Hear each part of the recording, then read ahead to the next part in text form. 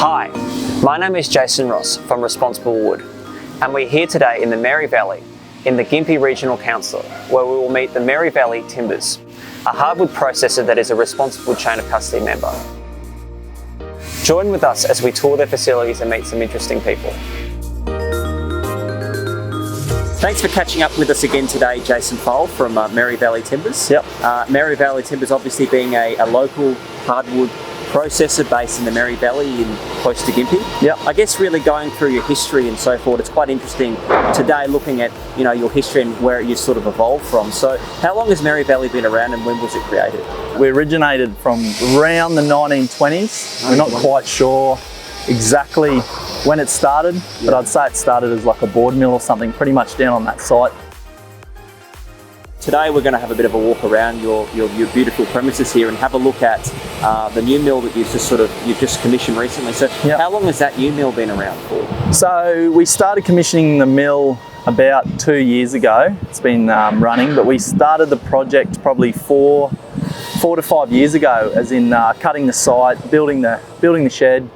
Everything was done on site here for that, so we didn't really source anything from outside of the mill. We cut some of the new mill on the old mill actually. So wow, that's quite interesting. So I guess the difference between the new mill and the old mill, what is the actual differences, I guess, in the practices and what sort of the outcomes from the two different mills? Yeah, so the old mill's a lot older technology. It's very good mill. Like you get good recovery out of it and good timber. But we just wanted to move further forward with the future, I guess. Just move forward. We ended up putting a grey mill in with a head rig and a 3-knee carriage and a one-man sizing bench. So fantastic. Yeah, no, it's been a huge asset to the company, and we're excited about the future.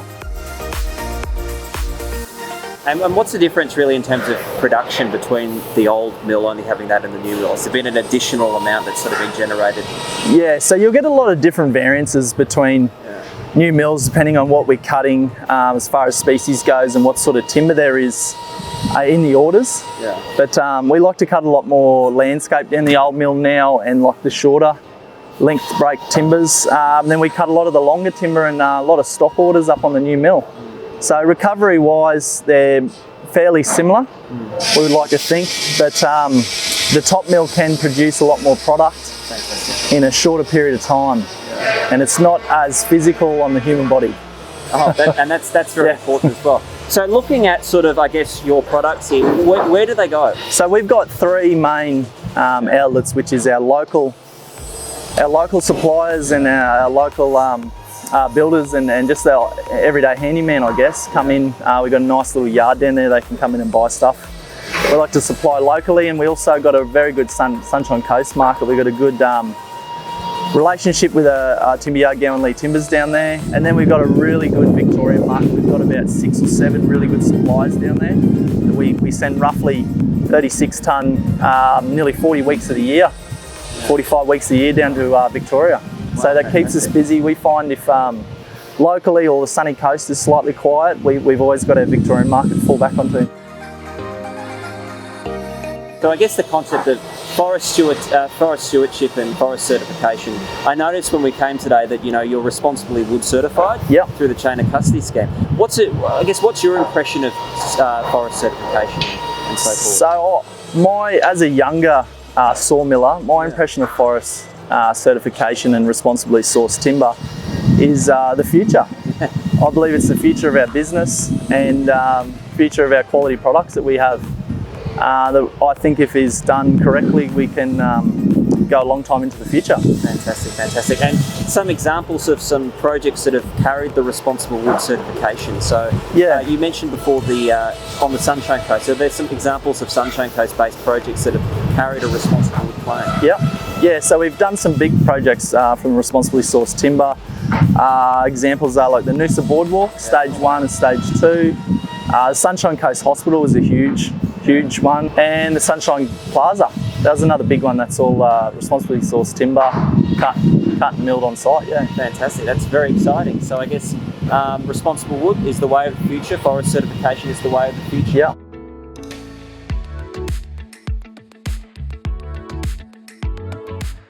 And you mentioned before the recovery. So what's the average recovery for a sawn timber?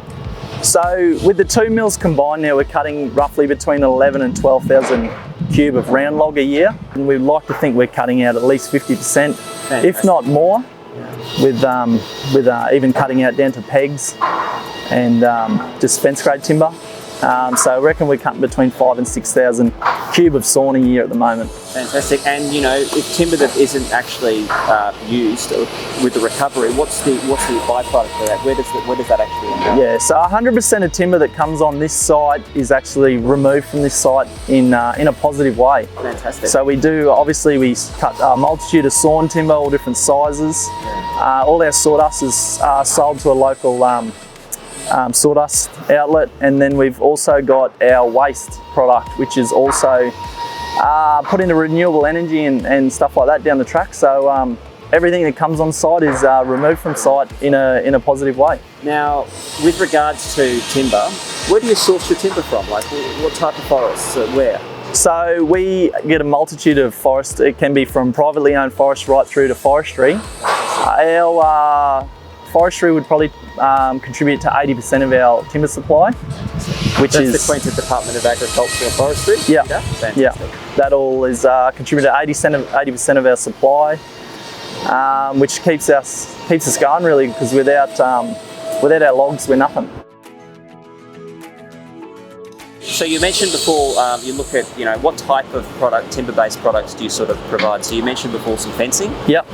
What else? So the best thing about having the 2 mills is you can supply pretty much anything your customers want within size. Wow. So we can cut, obviously with our new head rig and 3-knee carriage, we can cut anything right up to 14x14s, even bigger, down to 2x1 or inch by inch we can do. So multitude of things from decking, 86/19, right through to dressed all around 10x2s. Oh man. We do a lot of kiln dried boards, a lot of fence grade stuff. Pretty much anything our orders, we can supply anything people want now really. So we've sort of set our yard up so that people can come here and buy pretty much anything they need, except plumbing and electrical. So we've got everything on site. So we like to have our builders come to us and not just do one-off buys. We like return customers, like anyone would, but we like to be able to supply everything they need.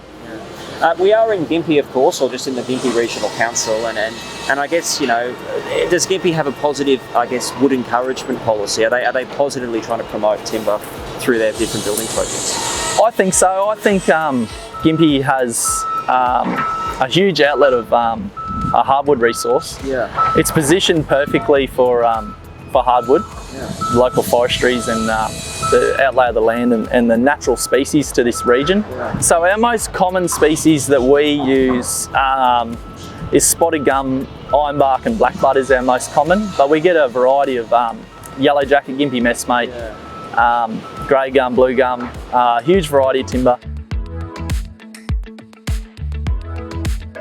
So how many people have you got on site here as workers?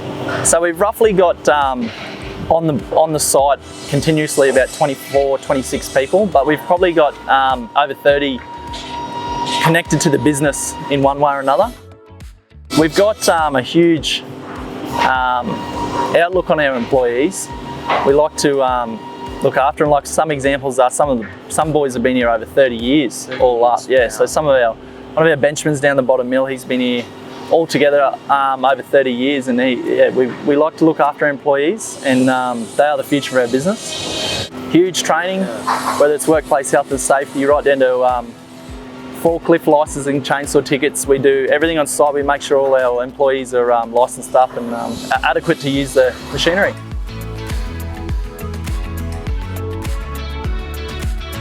You mentioned Tom before as the director. Is he the original owner? Wayne has always owned the mill from what I can remember, Wayne Morris. So you mentioned Wayne Morris. So Yeah. what's his story like? What's his involvement? He's pretty much Victorian based sawmiller. We won't hold that against him. No, he's had a lot of good people by his side along the way, and he's created into what it is. I call him the godfather of the sawmill. Godfather of the sawmill. Yeah, of MBT. But yeah, he's had this since the late 80s, and he's created a great culture here along the way, and everyone loves Wayne.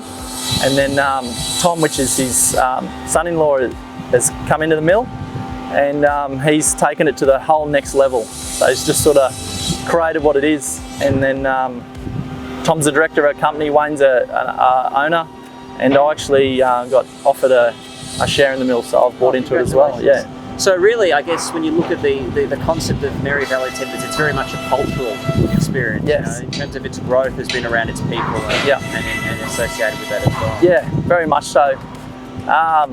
You can have whatever, you can get the best logs in the world in and get 100,000 orders in if you want, but without your workers, you can't really contribute much to it. So you need to make sure everyone on site's happy and safe and healthy. And we like to live by that. Fantastic. Well, thank you very much, Jason, for your time. Yeah, thanks, Jace. Very good.